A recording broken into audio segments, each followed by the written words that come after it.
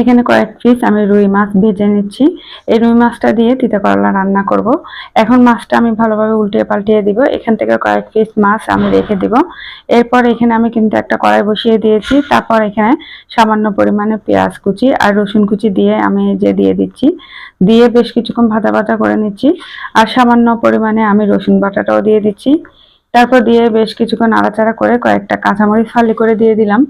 তারপর আরো কিছুক্ষণ পেঁয়াজটা ভাজা ভাজা করে নিয়েছি আর স্বাদ মতো লবণটা দিয়ে দিয়েছি। এখন হাফ চামচ হলুদের গুঁড়া আর হাফ চামচ মাছের মশলা, 1 চামচের চেয়ে একটু বেশি মরিচের গুঁড়া দিয়ে দিয়েছি। তারপর আমি কিন্তু সামান্য পানি দিয়ে এই মশলাটা কষিয়ে নিলাম।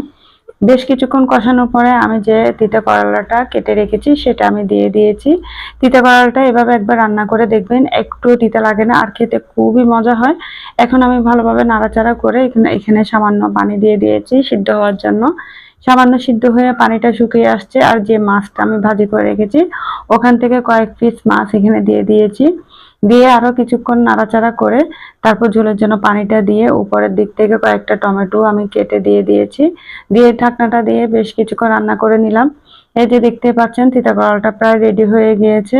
খুবই মজার রেসিপি।